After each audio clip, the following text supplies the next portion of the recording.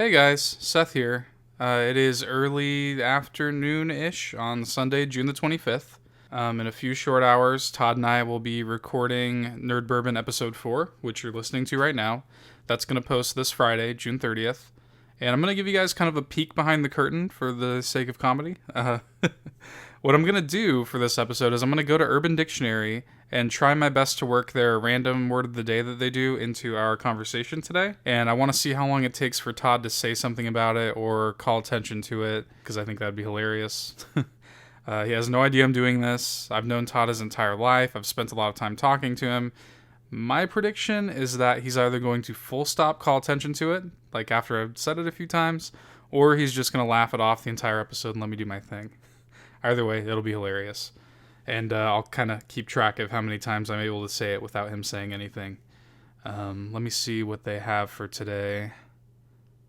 Okay, so I guess they haven't updated it for the 25th yet. Maybe they don't update it on Sundays or something, but their word for the 24th is fartoholic, defined as someone who is addicted to their own fart smell, and so farts as often as possible. So that is perfect. So anyway, we'll see how many times I can say it without Todd realizing it. Enjoy episode 4.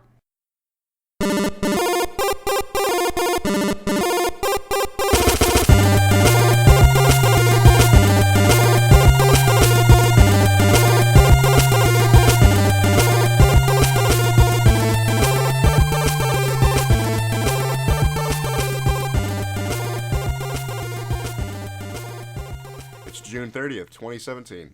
This is Nerd Bourbon Episode 4. I'm Seth Sturgill. And I'm Todd Sturgill. Todd, it is time. We've been meaning to do this. Since we relaunched the podcast, we have not had our celebratory drinks. What are you sipping on, sir? Well, I am doing a mixed drink right now. I won't lie to you. Pussy. I did Just kidding. What do you Hey. What do you got? I didn't want to go crazy. I got work tonight. I did the Arnold Palmer with a little bit of Maker's Mark. My dude. Now I'm just drinking a little bit of Honey Jack. I don't know. Have you ever tried Honey Jack? I hear good things. It's very, very good. Things. For what it is. I'm not a big Jack Daniel's drinker, but it is my favorite variant of Jack Daniel's. The Honey Jack is legit. And, we just kind of wanted to have a little celebratory drink to celebrate the relaunch of Nerd Bourbon, now that we're fucking 4 episodes in. But cheers, sir. Thank you for going on this endeavor with me. Oh, cheers, good sir. Cheers. We can also toast to 2 other things. You said at the top it's June 30th, and there are 2 very special things to note about June 30th. First of all, a toast to it being Asteroid Day. Beautiful Asteroid Day. Yes, it's the most important thing that happened on June 30th. Yeah, and less importantly is our mutual friend, Daniel Hinojosa's birthday. Happy birthday, good sir. Happy birthday, Dan, our favorite fartoholic. We love you very much. All right, now that we have all of that lameness out of the way, I am going to kind of give a test drive to a new segment called Corrections, where, because when I edit the podcast, I'm literally listening to this show like 40 fucking times. And as I'm listening to it, I'm noticing dumb little things that you and I get wrong. So, and I figure commenters, whenever we get an audience, are going to comment on it too. So I figured we'd have a segment where I kind of go through the things that I got wrong and correct them from last week. So this is a corrections segment. Begin corrections music, please. Twintel's character ability also blocks incoming attacks for a short period of time while she hovers. I think I just said in that episode, I think I just said that she just hovers, so I thought it was useless. Yeah. It's not useless. The Assassin's Creed composer is Jesper Kyd, not Jeremy Soule. Akira Yamaoka didn't just compose the theme song for Silent Hill, he also did the music for the series in general, up until Shattered Memories in 2009. Can't believe I got that wrong. And Kazumi Totaka is the Animal Crossing composer's name that I couldn't remember. I don't know how I could possibly forget Totaka's song. Are you familiar with Totaka's song? I'm not. It is a I think a 19-note song, a very simple song that is hidden in a million different Nintendo games. Okay. And it's always like some weird way of unlocking it. It's always really deeply hidden. It's like an Easter egg. The character of KK Slider is based on him, and in addition to composing the music for the games, he's also the voice of Yoshi, which is cool. The composer of New Leaf, though, is Manaka Kadoka, who's also the composer for Breath of the Wild. Another Breath of the Wild shout out. And also, last correction, while I'm at it, shame on me for going through the video game music segment last week and not shouting out Hideki Naganuma's work on the Jet Set Radio Future soundtrack. As much as I've been listening to that shit lately, are you kidding me? I was so disappointed in myself. I'm listening to it, I'm like, how did I not shout out Jet Set Radio? But incredible soundtrack. Go buy it. It's fucking amazing. It's on iTunes. It's so good. But that's it for corrections this week. End corrections music, please. What have you been playing this week, man? So, as you know, I bought Hyper Light Drifter. Right. Been really enjoying it. Really want to put more time into it. So when I'm off, that is basically all I'm going to do. What's the deal with that? Because, like, I own it. I haven't touched it yet, but what's the deal with it? Alright, so it's very bare bones. Like I was talking, it's very minimalist. It's a minimalistic game story-wise. Like, it's kind of like... Again, I think we talked about it a couple days ago. It's where, like, there's an in-game language... You don't really know what the hell they're saying. There is, like, you get, like, kind of, like, pictures of what's, like, of some dialogue, basically. Right. Of what was going on. It's a weird game. It was weird imagery. It's, like, I think I was reading, it's, like, you know, kind of reminiscent of the old, like, Legend of Zelda games. And I feel that. Yeah, I like anything that compares itself to that, certainly. Yeah. Sounds like it's kind of more like open-ended, and it's sort of based on the player's own exploration, and it's not hand-holdy and stuff like that. Yeah, that's definitely what it is. I know we actually just got done playing a little bit of more WoW Legion. I think at this point, we keep talking about, we're going to do a shots episode, blah, blah, blah. I think at this point, we should probably just finish the PvE content before we do that. Yeah. Because we're pretty close to being done with it anyway. I think we have like one more region in the Broken Isles that we need to do, and then we'll be done. Yeah, sounds about right. So at this point, we might as well just finish it before we do the shots episode. But I promise you, one day, soon, a shots episode for WoW Legion is coming. ARMS, we've both been fucking with that a little bit more. Oh yeah, definitely. How do you feel about, now that you put some more time into it, thoughts? Helix is still my boy. He will remain my boy. He's a very sweet boy. Helix is good. He is good shit. I've been messing with him a little bit. I like his abilities where he can like go into the floor and get really tall and stuff. Yeah. It's good for like tripping up your opponent. I'm gravitating towards Ribbon Girl the most, weirdly. I didn't really think I would go that way, but she's proven to just be a really good, really fun character. She can dodge up to like 4 times in the air, so you're just fucking bouncing all over the place. It's really good. I'm disappointed though. Maybe I should have put this in the corrections. We both bought the game to do 2v2s online. It doesn't seem like you can do that. That's a little lame. I don't. If that option is in the game to do 2v2s with friends online, we couldn't figure out how to do it. So maybe we're just idiots. I don't know. If you know, let us know. Aside from that, though, Steam Summer Sale. Oh Lord, have you bought anything this year yet? See, I'm better now. Oh, I'm a seasoned veteran. I have had my gaming PC for a couple years. Yeah. So it's easier for me to fight the urges. This is my first year with a decent gaming PC being subjected to the Steam Summer Sales, and I've been good. I haven't bought like literally everything that's interested me, but I've bought a lot of things. Like almost everything on my wish list was dramatically discounted. So I've probably bought like 7 or 8 games. Like I picked up, the PC copy of Spelunky, PC copy of like Mark of the Ninja, just all these like old games that I just really want to have on my PC, and I'm just like able to play them whenever I want now. Those are just amazing games. I got the Valve Complete collection that has like every Valve game released thus So far. you actually did go. I remember you talking about that. You're like, it's like $15. Yeah, it's like $16 and you get like 10,000 games for it. I mean, it's insane. You get like all the Half-Life games, all the Half-Life DLC, Portal, Team Fortress, Counter. I mean, it's fucking bananas, and it's literally like $15. It's crazy. I finally picked up New Vegas Ultimate Edition on PC. I probably got like 8 or 9 games so far, and the Steam Summer Sale is not over yet. Oh, so, Lord. and then I also wanted, because I think we're actually going to have already watched it by the time this episode airs. Or no, a little after this episode airs, because on July 2nd, SGDQ starts. Oh, yep. SGDQ is like a week away at this point. Yep, yeah, So. 2nd to the 8th or whatever. Yeah, the 2nd to the 8th or 9th, it's one of those. So I'm so stoked to watch that. But do you want to, I guess since I started our topics out last week, do you want to start us off this week? Yeah, why not? So, we will be reading through a Wikipedia page Yes. to look at the first half of the games that have come out in 2017. Kind of give our picks for like the best, just shout out the best games for the first half of 2017. It's June 30th, so, it's perfectly, half of the year is behind us now. We can consult the ancient tomes of Wikipedia. Sir, is it this book? This heavy book?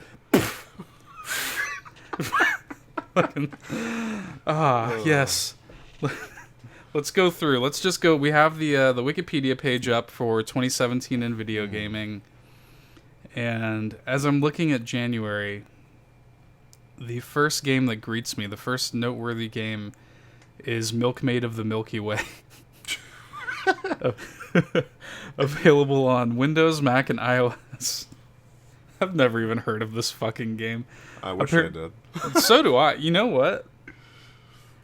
MILKMAID of the Milky Way is a video game for iOS, Android, Windows, and Mac OS. It was released on January 5th, 2017, and is an adventure game developed by Machine Boy in which a Nordic milkmaid jumps aboard an alien spaceship to save her cows.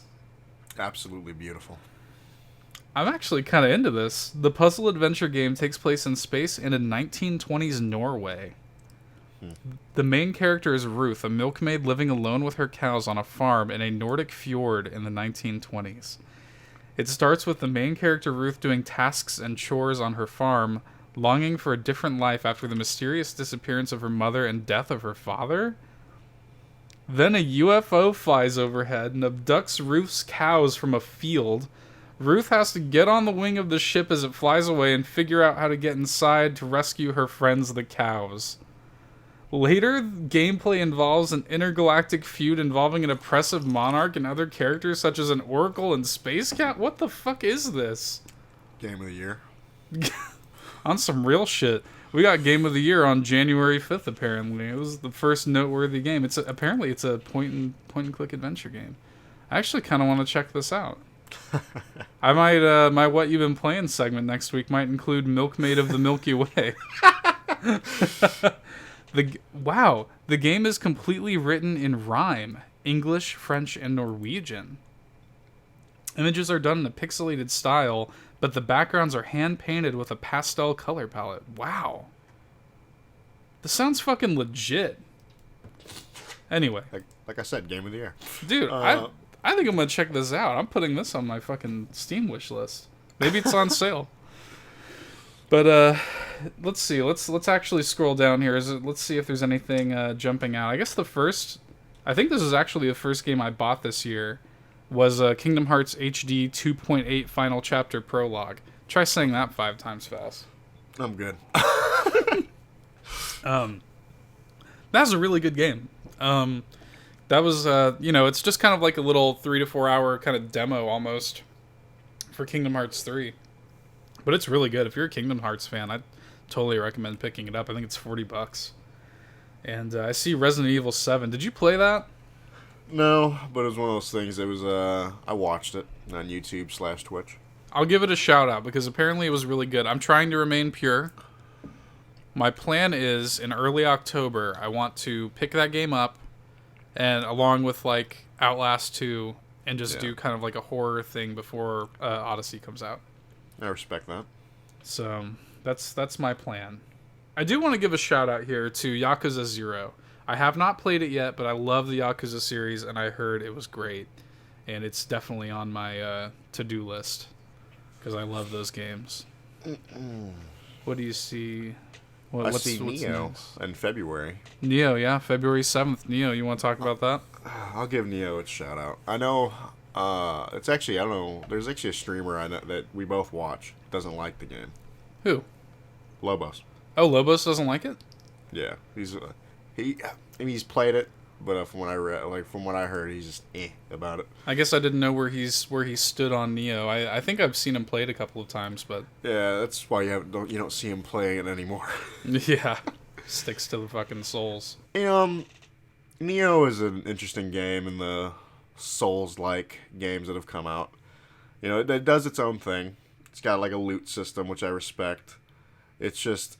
And that game was in development for like fucking 12 years. Yeah. Or something like that. So, I mean, I'm just... Frankly, it's a miracle that it came out at all, let alone actually came out and was good. Yeah, the only issue I have with that game is, like, later on, it's just like, hey, you know what would be really cool? That boss that's kind of hard? How about you fight 2 bosses?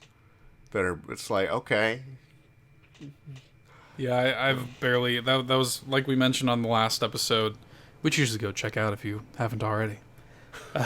Like we mentioned on the last episode, that was one of those games where I just kind of, like, had to put it on the... I was just kind of like, dude, I'm not ever going to make time for this. Yeah. But, yeah, next up I see down here... Fairy Fencer. I'm not gonna read that, but I see For Honor, which came out the week after Neo on February 14th. You can speak to this a little bit more than I can, but I played it for a few weeks. I recently got back into it with the season 2. The new characters really got into the Centurion. I know a lot of people shit on the Centurion because it's Gank City and and skirmish and all that, but he's a fun character. Again, the only issue I have with For Honor at this point, because they really fixed, in my eyes, like, the gear problem for me. Yeah, that was really what pushed me away. Yeah. The way they handle it in Season 2, the gear is, like, doesn't really bother me as much anymore. But the only issue that game really still has is just, like, the network issues, dude. Like, sometimes it's, like, I go through, like, you can be in, like, 5 games, and you're getting kicked out of, like, 4 of them. I can't believe they haven't fixed that yet. As popular as that game is. Yeah. I mean, you know what I will give a shout out to with For Honor? I thoroughly enjoyed playing through the campaign together. Yeah, it was a good time. Fully co-op campaign. It was, reasonably lengthy. It was lengthier than I thought. The story's shit, but, like, who cares? It's fun. Do you remember a damn thing about that game? I remember the character, the main villain. It's like a Polyon or some shit.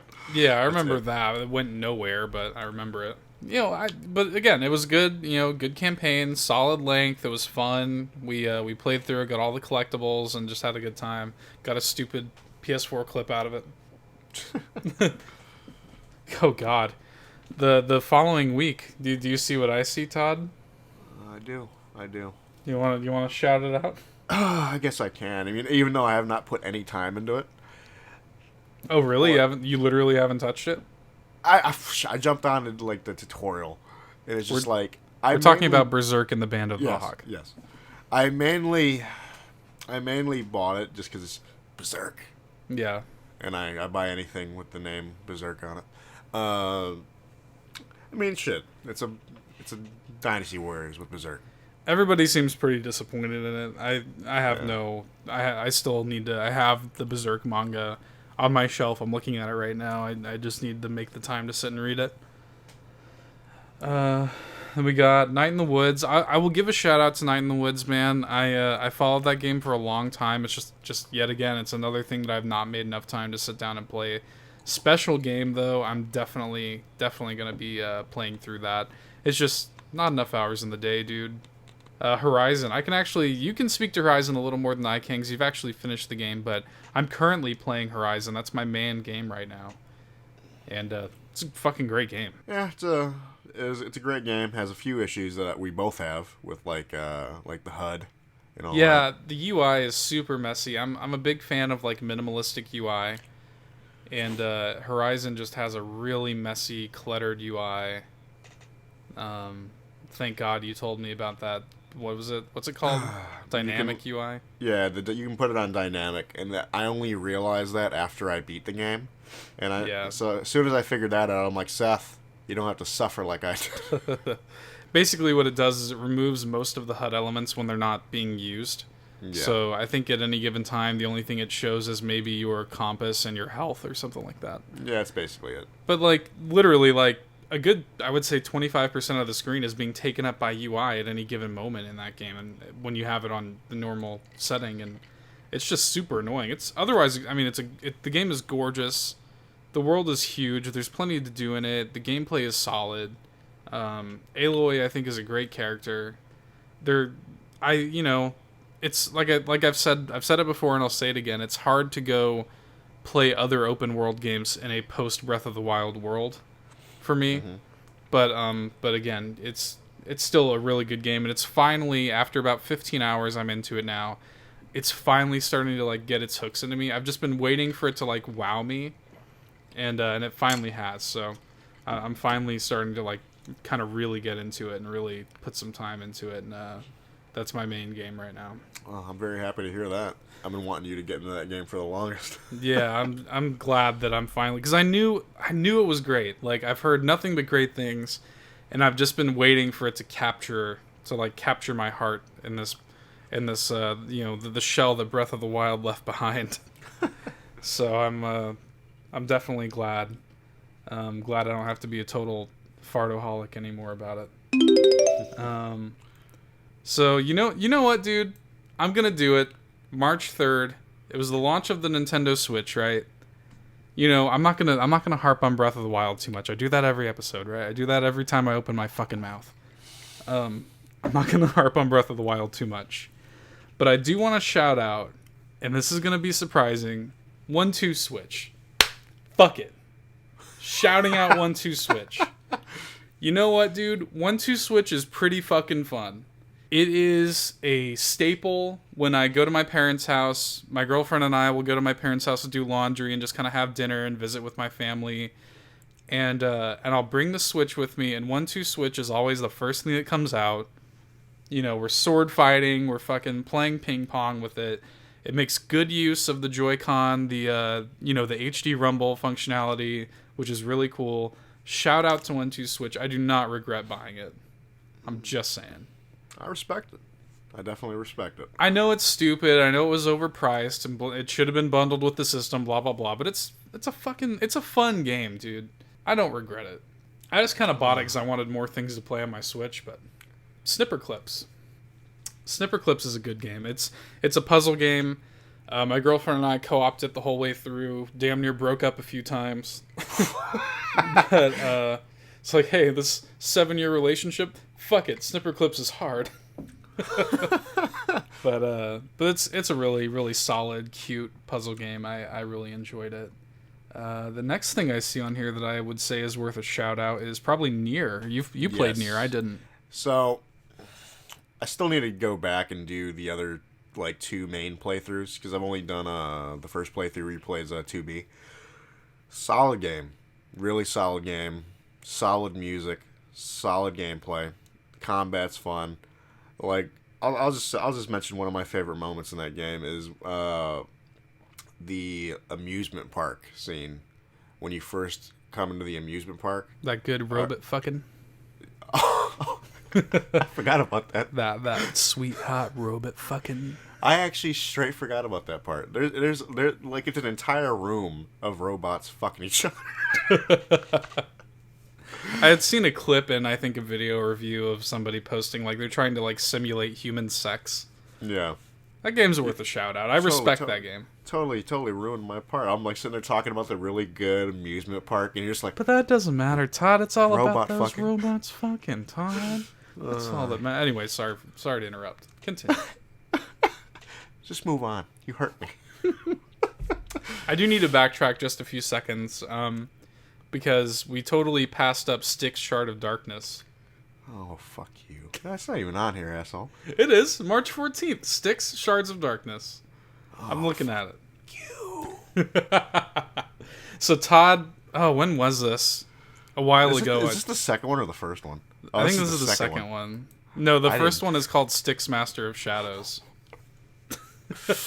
Oh. Todd was like really bored or whatever it was, and I was looking at like his trophy list for some reason or another, and I saw that it had Styx Master of Shadows on there, and I said, "What in the fuck is this?" I've never heard of this Styx what? And I just see this like weird goblin like smiling at me. And I was watching some gameplay and it just looks like the jankiest stealth game I've ever seen in my life. And I had to confront him about it. I'm like, yo, Todd, like, what's the deal with Styx Master of Shadows? And he's like, I don't want to talk about it. So ever since, I feel the need to give him shit about it. How much time did... You know what? Let's put it to bed right now. I won't bring it up anymore. How much time did you put into Styx Master of Shadows? And did you enjoy it? Hour tops. Mm-hmm. It was alright. Alright. I'll tuck that away. Honestly, all it is it's a stealth game. If you enjoy a stealth game, you might have fun with it. Just turn your fucking brain off. Don't give a shit. What possessed you to buy? Were you just that bored? Yes. I was very bored at the time I bought Master of Shadows. I'm so sorry. Another thing that we did legitimately pass up, though, that I wanted to let you mention, because you played it and I didn't. Same day as Nier Automata, Ghost Recon Wildlands. Okay. Yeah, so I ended up buying that game to play with my one buddy, Ronald. It's fun. It's fun when you're playing with a couple friends or something. But like, I'm never going to play that game by myself. Deal with the AI. You can just run around fucking in a helicopter blowing shit up, being a total fartoholic. Yeah, it's a fun time when you're just like you turn your brain off and just shit. You've seen the videos. Yes, the stupidity. We won't talk about some of them. Some of them should remain buried. Yes. Kingdom Hearts 1.5 and 2.5 HD remix. That's again, what the fuck are you doing? Every Kingdom Hearts game under one roof. You got to do it. Mm-hmm. Snake Pass actually is a good game. My girlfriend kind of sniped it from me because I was gonna play it, but then like the next thing I know, like I come home after I like the day after I bought it. She's like, "Oh yeah, I'm like 5 levels in. It's real good." I'm like, motherfucker. But it's cool. It's like a 3D platformer where you play as a snake that moves and behaves realistically. Okay. It's super interesting because like I was actually watching an interview with the developer. He originally had made... You've probably at least seen pictures. It's like a cartoony snake is the main character. I think his name is Noodle. And he moves realistically, like with realistic like skeleton, muscular and skeletal system of a snake and everything. Yeah, I'm actually looking at the Wikipedia page. I see him like he's like coiling around an object and shit. Yeah, the developer made a completely realistic snake's physics engine. Originally, the main character was gonna be like a realistic snake, but evidently it was focus tested and they found that it was like too gross to look at. Okay. Because you could just see all the muscles and shit moving inside of it. So he ended up going with a cartoony snake. Good game. Shout out to that game. All right. I want to shout out Walking Dead Season 3, man. Good season, dude. People are shitting on Walking Dead Season 3. It was a fucking good season. I don't care what anybody says, man. It was good. It was very, like, was it as grandiose as seasons past? No, but it was good. It was smaller scale. It was more human. I really enjoyed it. Moving right along, you wanted to shout out Drawn to Death, right? I did. We didn't play that much, but I genuinely enjoyed the shit out of that game. Like, we probably played it for a good week. Yeah, it was a fun time, man. I love the whole art style. Yeah, the art style's great. I had fun with it. The big thing that annoyed me about that game was like it was a little full of itself. Like it was trying too hard a little bit to be like funny, you know? Yeah, like with some like it was trying to do some like memes and shit. Yeah, the fucking narrator it was like a little too much, but I respected, like I thought the characters were a lot of fun. Maybe kind of really unbalanced, but my boy Cyborgula. What was the name of the character that I like to play as with the whip? I don't remember, but it was like some like demon cowboy Tequila chick. Something. But yeah, Tequila sounds right. Something Tequila like that. Something. And man, she was fun. It was a fun game. It was good to, it's a free download. Check it out it's free, dude. What do you have to lose other than your time? Which you're already wasting listening to this. Shout out to Persona 5, dude. Like I said, I put in like 10 to 12 hours into that game, and again, it's another one. I just had to put it on the shelf. I'm like, I'm never gonna have the time to devote to this game, but it's fucking excellent. It's I loved everything I've seen and played of it. I just don't have the time. Let's see. Do we want to talk about ukulele? That we can leave that for shots. You know what? Yeah, ukulele. Once I finally, because I am gonna finish ukulele, despite my apprehension with it. I am gonna finish ukulele, and I think afterwards we'll do a shots episode on it. Yeah. Let's see. What's next here? Did you play Outlast 2? I did not play it, but it was one of those things I watched. Yeah. Yeah. I like I said, it's another one. I'm totally blind on it. I'm going to play it in October. Can't wait. I love the first game. Puyo Puyo Tetris. I have this on my Switch. It's a lot of fun. It's Tetris and it's Puyo Puyo. It's just a really nice little clean package, and the Switch is the perfect platform for it. I love just playing Tetris on the go. This is a really special one. What Remains of Edith Finch. Fucking excellent game, dude. I did not play it, but I watched it, and that shit, dude.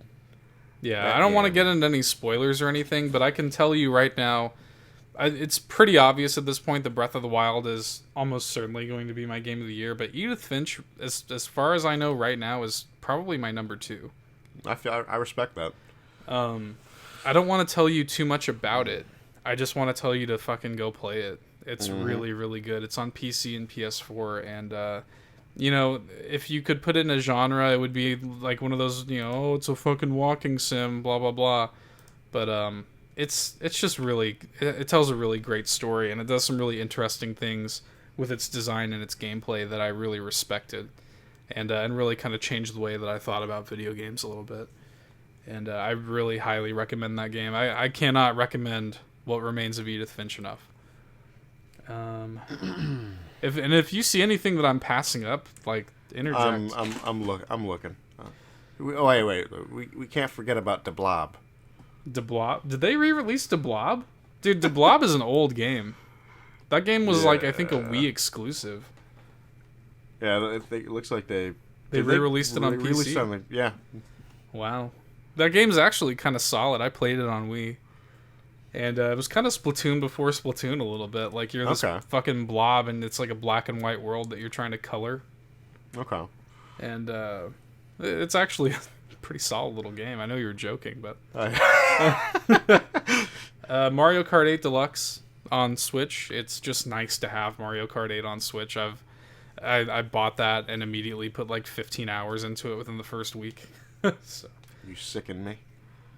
Mario Kart 8's, in my opinion, by far the best Mario Kart game. And especially with all the content that's on there now, I mean, you can't go wrong with that.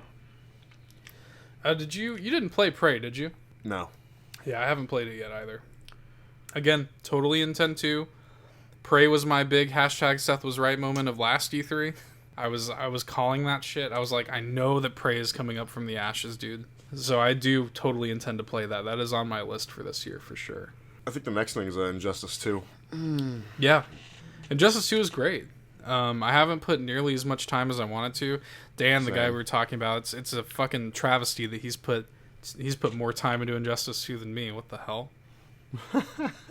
But we can roast him for a couple seconds. But on his birthday, no less. But Injustice 2 is a great game. It has an amazing, in typical NetherRealm fashion, has an amazing campaign, a huge swath of content, solid mechanics, a great character roster. My boy Deadshot finally getting his due. I thoroughly enjoy it. I don't think either of us have put enough time into that game, though, to kind of speak authoritatively. Definitely not. We're getting kind of close to the June area, but do you want to talk? Have you played Friday the 13th at all? I want to play it, but it's one of those things. I own it. I own it. Here's the deal. I bought it to play with my friend Ronald, and ever since I bought it, hey, he has not jumped on it. So I'm like, all right, cool. Fair enough. Yeah. What else can we shout out here? You know, I like the Guardians of the Galaxy Telltale series. I don't know if I would call it one of the best of the year or worthy of a shout out just yet. It's only 2 episodes in. Mm-hmm. But I like it so far. And I guess the last thing I see here, unless you see anything else, is ARMS, which we've already talked a good bit about. I'm gonna shout out Darksiders War Mastered Edition because it's actually what finally. No, it came out on Wii U, but it gives me a reason to talk about it. I mean, you can talk about Darksiders. The floor is yours, sir. It gives me a reason to talk about it. It came out on Wii U this year, but you know what? I actually didn't get into the Darksiders series until I played the War Mastered Edition. Excellent series. And then I was like, all right, cool. Let me buy the definitive edition of Darksiders 2. Played through both of them, and now I'm just sitting there ready for Darksiders 3. Yeah, it made me so happy that they announced Darksiders 3, dude. That was one of those things where like we were hoping it would happen, but we didn't know for sure if it would. Yeah. Like after THQ kind of went down and, like fucking they sold like all their properties and being total fartoholics about everything. I was kind of skeptical, that Darksiders is ever going to come back, but it did. Darksiders 3 is a thing. And I'm very, very happy. Pick up those remastered versions of 1 and 2. And yeah, other than that though, I think ARMS, which we've talked pretty extensively about so far. Yeah. I could see us doing a shots on that whenever we put more time into it, maybe. But, I could definitely see that happening. But it's been, I don't know, what do you think about this year so far? I mean, it's June. It's been a pretty solid year. I mean, shit. We've already shouted out several games, so it's been a pretty solid year so far. What are you looking forward to anything special in the months to come? So shit. Let's see. What am I looking forward to in the months to come? Let me do a quick little look here. So we got Splatoon 2 coming out next month. Yes. We have... I'm kind of interested in Lawbreakers a little bit. I'm interested in Lawbreakers as well. I got to stop you on 2 counts. What's up? Really 3 counts. And I'm offended. A, you've passed up Pyre. Pyre comes out July 25th. I don't know if you know a thing about Pyre, but it's the next game from Supergiant Games. Transistor, Bastion. Okay. Yeah. I apologize. I love those guys, and that game looks fucking dope. You also passed up Tacoma. I'm sorry. The next game from Fulbright, makers of Gone Home, which is like one of the best games ever made. And you also passed up Hellblade: Senua's Sacrifice. You know anything about this? I actually do not. It is... Oh, wait, no. Yeah, we were talking about this, and then I looked it up. And I'm like, all right, I'm kind of down for that. It's really interesting because it's made by Ninja Theory, which is the the guys who did like DMC and Enslaved: Odyssey to the West, Heavenly Sword. They're just a great indie developer, and they're making this game kind of as a quote unquote double A release, where it's like high quality. It's got the graphics and everything in the scope of a AAA game, but they're releasing it digitally only for I think $40. And it's going to be a solid 4 to 5 hours. I respect that. And I'm totally cool with that. It's been in development for a long time. It might be 30. I can't remember. But I really respect the approach they're taking to Hellblade, and I want to support it. I want more people to come out and do this. You mentioned Lawbreakers. Lawbreakers is Cliffy B's next game. That looks really cool. Agents of Mayhem. That's the new game from Volition. It's actually set in the Saints Row universe. Did I tell you about that? Yeah. It's based on one of the endings of Gat Out of Hell, and that looks so fucking dope. I'm probably gonna end up buying that because I just want a dumb, brainless open world game. I don't want to go too much further beyond August. I think the last game I'm getting in August is Uncharted. Uncharted: The Lost Legacy. You gonna pick that up? Yeah, I am. I just love Uncharted too much. And then Life is Strange Before the Storm starts at the end of August. Can't wait. You know what, dude? I'm going to venture a little bit beyond August. So this is the last thing I'm going to shout out. Knack 2. Fuck you. You think I'm joking? You think I'm being a fucking fartoholic over here? I'm not. Knack 2, I legit want to play it. Why? It looks alright, dude. Like, it looks like a solid little 7 out of 10 game. Like, my girlfriend and I played Knack 1, went through it. It was super frustrating and it wasn't a good game, but I really kind of respect what they're doing with Knack 2 because they're trying to redeem themselves from the first game a little bit. They've made the co-op a little more substantial. That was one of the big problems that we had with the first one, is that, my girlfriend was obviously player 2, and she, it was gimped, like it was one of those things where you existed only to support player 1, essentially. Okay. And this one, player 2 actually has, like, its own skill tree and everything like that. And they have, like, more RPG mechanics, and it looks just a little more in-depth. And it's only $40. They're releasing it at a discounted rate. And I'm legitimately kind of excited about Knack 2. And I said it joking, but I'm actually, like, probably gonna buy Knack 2 and play it with my girlfriend. I respect it. I can't hate it. But we'll call that there. And it's been a good year, dude. And that's in the immediate future. There's some good things to look forward to. And I think 2017 is probably gonna go down in the books as a great year for games. Yeah, I definitely agree with that. Just from Nintendo alone. Let's move on to my topic. So I've been keeping this a secret from you. This is this was a fartoholic move on my part.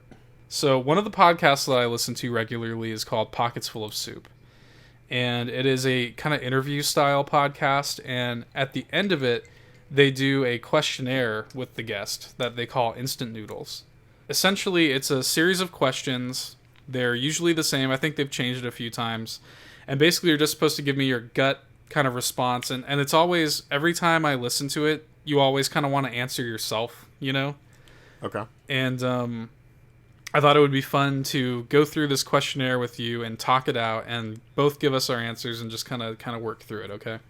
All right, let's do it. Are you ready? I am. Let's fucking do this shit. The first question...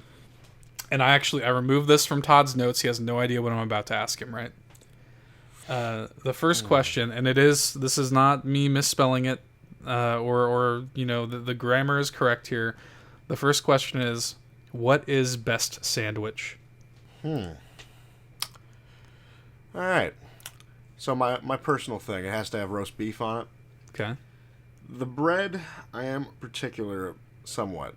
I can go for a good French roll. I can go for shit. Recently, I have the sliced brioche. Okay, getting a little fancy on me. Oh, you know it. You gotta know it. Got a little brioche. Oui. But it's a good sandwich to me. It has to have some roast beef. I do multiple meats. I usually do some roast beef. A little bit of chicken breast is my go-to. Those are my two main meats I usually go for. Chicken breast, roast beef. A little spicy brown mustard. A little bit of mayo, and I'm a simple boy. Maybe I'll get some lettuce, get some lettuce on that shit. But that's my deal.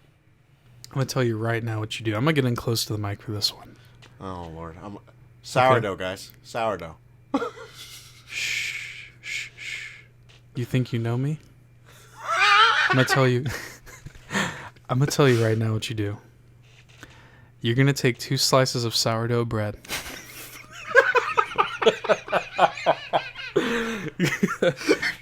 You're going to take 2 slices of sourdough bread and you're going to toast them. You're going to then douse them in mayonnaise. So wait, before you continue, I think you're just like me. Like, it ain't enough mayonnaise unless that bitch is a glop down there. Like, it's just Yeah, so my method for mayonnaise is I toast, I spread it as if it were butter on toast, and then I kind of give it a second layer where I don't push the knife down as hard. Mm-hmm. I respect it. It kind of has like a layer on top of a layer of mayo. And I'm getting back in closer to the mic on this one. And you then take those 2 pieces of bread and you put salt and pepper on both of them. Heavy on the black pepper. I love black pepper. Be generous with the black pepper. You then take, preferably Boar's Head brand if you can find it, cracked pepper turkey with that beautiful orange hue. You get it sliced as thin as possible. You layer it on. I like to go a solid 3 or 4 pieces of meat, and you layer it on thick. And you put a slice of pepper jack cheese on the top of it, and maybe a drizzle of olive oil over the top of the bread, and that is best sandwich. I respect it. I definitely respect that. I respect it. Second question, Todd. What is your favorite flavor of ice cream? Moose Tracks. Okay. I respect. You want to explain what Moose Tracks are for people who don't know? So Moose Tracks is usually you can get it like with chocolate or vanilla ice cream. You get chocolate Moose Tracks, vanilla Moose Tracks. Moose Tracks is a vanilla or chocolate ice cream with fudge swirled in, and also with like peanut butter cups. Right. That's it. Delicious. So my favorite flavor of ice cream, I have to say, is Cherry Garcia from Ben and Jerry's. As a matter of fact, I'll give Daniel Hinojosa, that we shouted out at the beginning, I'll give him another shout out because he introduced me to Cherry Garcia. One of the first times we hung out in person, because we were kind of internet friends for years, and then we, after a few years of being internet friends, met in person finally, and took a couple of vacations together and stuff like that. And we're due for another one. We haven't seen each other in a while. We just fucking demolished some pints of Cherry Garcia on that trip. It is cherry flavored ice cream with cherries inside, and hunks of dark chocolate. And it is just the fucking best. It's like sinful. It's like too good.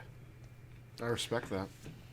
You gotta have like that fucking Men in Black like memory eraser thing, so that you just forget that it's that good. So you don't just spend $20 on Ben and Jerry's every time you go, like I do. Next question: what is your favorite word? Cunt. Really? Yes. You're gonna go that hard with it? Okay. Explain yourself. I feel the same way that Louis C.K. feels on the word. Look it up. Fair enough. Isn't it his? He's like, it's like chocolatey. It's a beautiful word. This is a weird one for me. My favorite word is pregnant. All right. Let me explain. Pregnant has so many different applications that I love, and it's just such a stupid. Like, I'll never forget this. A friend of mine, on the last time that I saw him, he was in the military. He was stationed at a nearby military base to my city, and we became very close friends.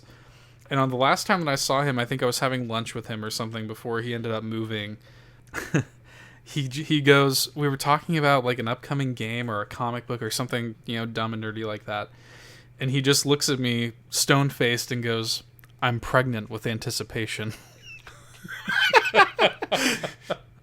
And I think about that moment all the time, and I'm just like, fuck, pregnant is such a great word. A pause can be pregnant. Emotions can be pregnant. Obviously, a person can be pregnant. I just think pregnant is a great word. I respect it. I definitely do. That's pretty good. What is the most terrifying creature in the natural world? Long-armed squid. With a long-armed squid, that's very specific. So I'm not fond of the ocean and deep-sea creatures. Fuck the ocean, dude. Now, I've seen a picture of like just I'm gonna call them a fucking flock of long-armed squid. It's the most alien-looking shit. No, that you can see that's not in the I movie. could go the rest of my life without ever swimming in the ocean again, and I'd be A-okay. I'm fucking with you on that. I hate the fucking ocean. My answer, you know the answer to this already. I already know. This has been a big fear of mine for a long time, and justifiably so. I think another ocean dweller, kind of. Crocodiles. I fucking hate crocodiles. Are you alligators and crocodiles? Alligators less so. Okay. Alligators are like the bitch crocodiles, basically. But I fucking hate crocodiles, dude. Crocodiles are just the perfect predator. They exist only to kill.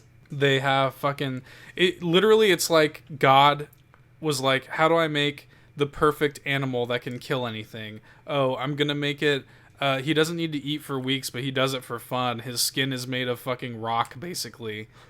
And he can also breathe underwater for the most part. Barely has to come up for air. Can stay perfectly stone still. And oh, by the way, if he catches you, you're basically dead because he's gonna roll you until you're dead.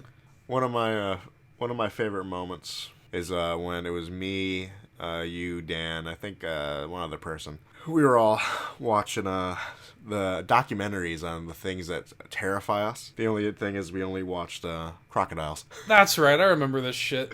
Yeah, we're gonna. It was Josh. He was like, his big fear is spiders. Like, oh yeah, no, it's cool. Watch spiders next. We only watched the fucking crocodile. Fuck you guys.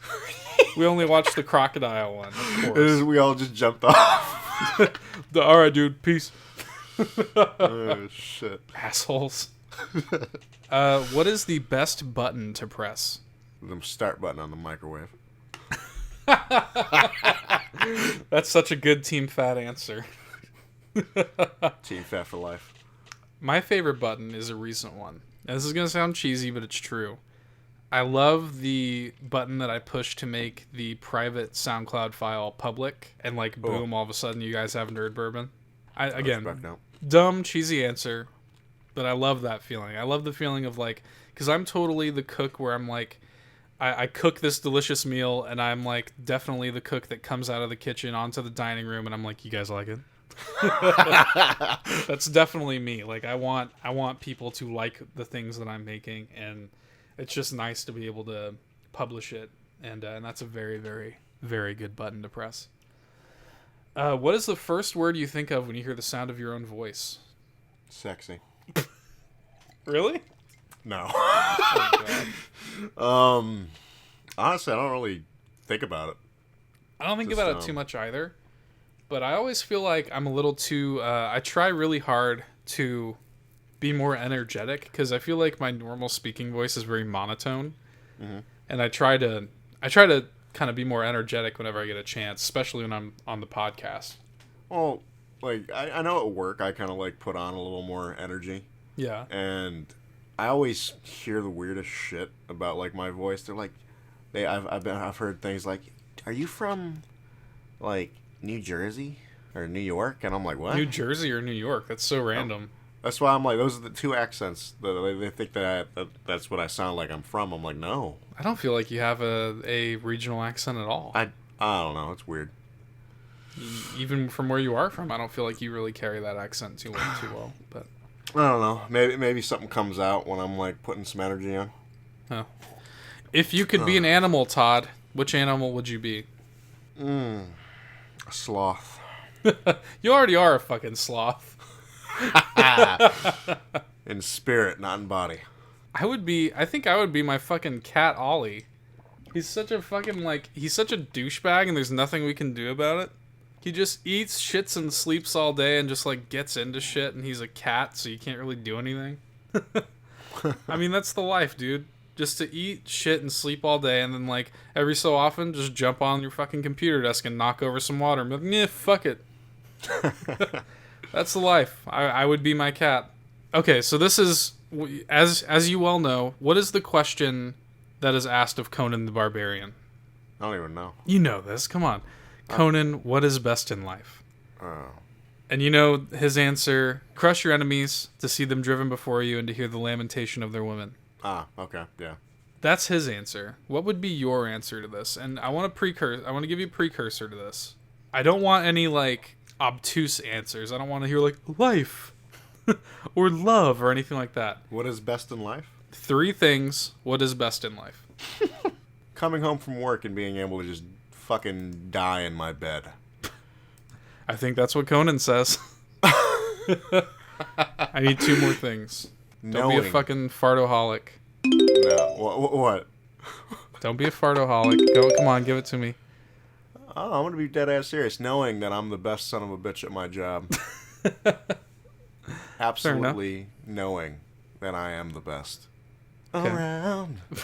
No one ever gonna keep it down. Okay, number 3. Third one. Being the truest fat fuck of them all. You know what? I gotta give you credit. You are a little more team fat than me. Because I'll hear some of your orders that you place sometimes. I'm just like, God damn. Be sounding like fucking Big Smoke in San Andreas. In the beginning where he's like, I'll have 3 number 4s, 5 large fries. Like I remember you told me your pizza, you and Anastasia's Pizza Hut order, and I'm like, shit, I pay more than that for myself. My answers are very simple. What is best in life? Video games, sleep, food. Yeah. If I could do a fourth, like I said, I didn't want to get all lame about it and be like relationships. So you basically did a more simplified versions of my answers. Those are what is best in life. Final question, Todd. This is going to be divisive. Are you ready? No. All right, let's do it. Cake or pie? Cheesecake. Here's the deal, though, and I think we've had this conversation before. I personally would classify cheesecake as a pie. Yeah, I would too. But cheese pie doesn't sound that good. That's probably why they don't call it that. Excluding cheesecake, though.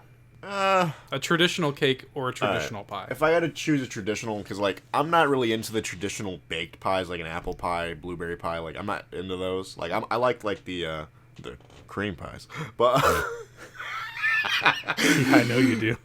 I'll show you a good cream pie later. But if I gotta choose between that, because like a more traditional pie is the baked apple pies or whatever, like pie with like a good baked crust. Yeah. So at that point, I would go for a more traditional, just cake.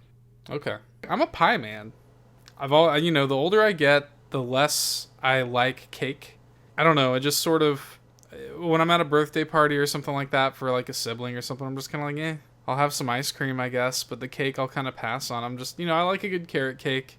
Yeah. I'm not going to turn down a slice of cake 99% of the time, but I'm definitely more of a pie man the older I get. Dude, for me, you can't beat a slice of warm apple pie with some vanilla ice cream. I'm a simple man. That's what I love. I'll give a shout out, though. Unrelated. We talked about cheesecake, so I can talk about this. One of my favorite desserts, I'm Italian, born and raised Italian, tiramisu. Okay. You ever have that? I actually never have. Oh man, I'm gonna have to get my mom to make you some if you come down. My Italian mom, she's a fucking amazing cook, and she makes one fucking killer tiramisu. It's so good. It's like you like a good cream pie, so you would enjoy tiramisu. It is a creamy sort of, not quite pie but not quite cake, and it has almost like a custardy. It's mascarpone, but it's like almost like a cream cheesy taste, and but the real kicker is there is a shortbread, or you're traditionally supposed to use ladyfingers. My mom usually just uses shortbread soaked in coffee. Okay. So kind of think of like a hybrid cheesecake / regular cake that has like a kind of underlying note of coffee. I'm down. And it's very good. But that was it. How'd you feel about the instant noodles questionnaire? I enjoyed it. Was it worth me keeping it a secret from you and being a total fartoholic about the whole thing? Again, you wanted like my gut reactions, because I could have like gut reactions. I didn't want the fucking there. want the fucking fartoholic reactions. Now that we've reached the end of the episode, can I say something to you? What's up? Why have you never commented on how much I'm saying fartoholic? I don't really. In my mind, I'm like, what the fuck is this bullshit? Okay, I'm gonna reveal this to you. So this morning I secretly recorded an intro. Okay. To this podcast for our listeners to hear. So I went on Urban Dictionary and I wanted to get their random word of the day and see how many times I could work it into our conversation without you saying anything. Ever since that word was fartoholic. Since you first said it, I was like, all right, whatever. I'm gonna let you do your thing. I don't really care. And it's hilarious because, oh god, you're gonna crack up when you hear this intro, because I predicted, I was like, I've known Todd all his life. I've talked to him a lot. He's either going to call it out immediately or he's going to let me do my thing. I'll let you do your thing, man. I was just like, fuck it. So, yeah, the word was fartoholic, and I was kind of like, fuck, how am I going to work this in? But fucking, it totally worked, so fuck it. I'm gonna have to get a final tally of how many times I was able to say it without you saying shit. You said it a good amount of times, because I did notice it. I noticed every time you said it. I'm just like, all right. Well, what went through your mind the first time you heard me say the word fartoholic? Was it the first one? The first time you said it was About with Dan, I think. Yeah, he's like her favorite fartoholic. I'm just like, what the fuck does that even mean? Do you want to know what it means? Let me actually pull up the Urban Dictionary. I said this in the intro that I recorded. A fartoholic by Urban Dictionary is defined as someone who is addicted to their own fart smell, and so farts as often as possible. The example sentence is, Stan, you're a real fartoholic. I respect it. All right. So that happened. I just thought that would be a fun. I thought of that and I was like, that would just be a funny thing to do. Fuck with Todd. Anyway, I hope you enjoyed the episode 4, the garbage fire episode. I'm gonna. I think we can say it was the trash episode where Todd and I both got a little tipsy and fucking got stupid. Any closing thoughts? Skate 4. God damn it. Oh, I forgot that you almost didn't say Skate 4. I guess it's good that I ask you for closing thoughts, because that gives you a guaranteed in for your Skate 4 shenanigans. Guaranteed. Breath of the Wild. Skate 4. See you guys next week. Thanks for listening. Bye. See ya.